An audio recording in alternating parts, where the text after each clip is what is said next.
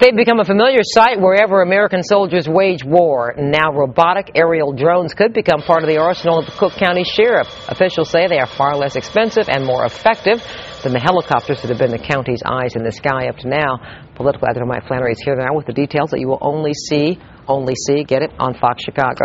That's right. We've got a drone in the newsroom here. You know, cost is really the key issue here, Robin. It's a case of the county's ongoing budget crisis meeting up with this new technology.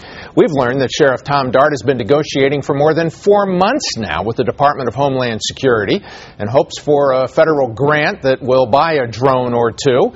That would be far simpler to operate, he believes, than the expensive helicopters now shared with Chicago police. Directly across from Northwest Indiana's industrial plants and casinos is the southeast lakefront base of 2 helicopters shared by Chicago police and the Cook County Sheriff's Police. The county's share, more than $400,000 a year, with the city paying more than $1 million a year.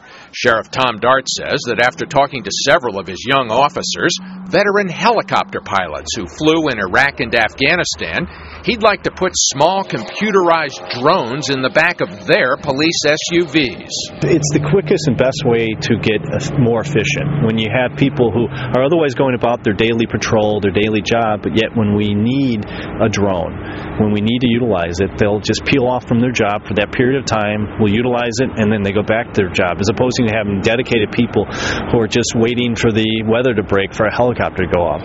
Last Friday, a sheriff in suburban Houston took delivery of a 50-pound Shadowhawk drone. Police in Arlington, Texas have been training for a year on how to operate a smaller 11-pound aerial drone. Both were purchased with federal grants from Homeland Security. Dart said that after months of study, he's yet to find a downside to the drones. Oh my God, it'd be so easy and cost-effective to utilize that over and over again.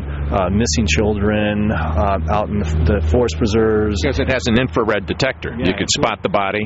Absolutely. It has the infrared detector on it. It has the ability to track bodies. So we'd have it for all those purposes, but then also for the use during search warrants and the like, where we'd have the ability to scan the building ahead of time in much quieter fashion than, frankly, having a helicopter above it at times.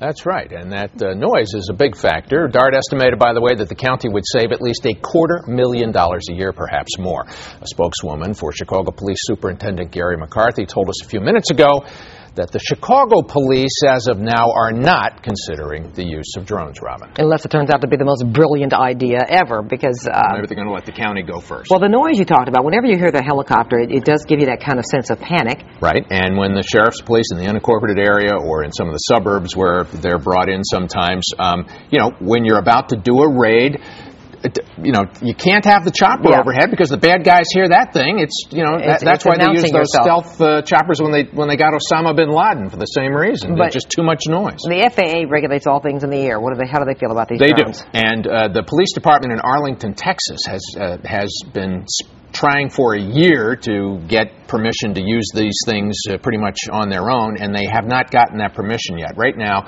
if they have a problem, if they want to use them, they have to call the FAA. Obviously, with Midway, with O'Hare, with other conflicts with aircraft, these things would have to stay very low, maybe 400 feet or less in the air. And the operator, who'd be using a computer or a joystick, there'd be 2 operators, one on the camera looking at the ground, one operating the drone, would have to keep it within sight. Okay. Well, we shall see.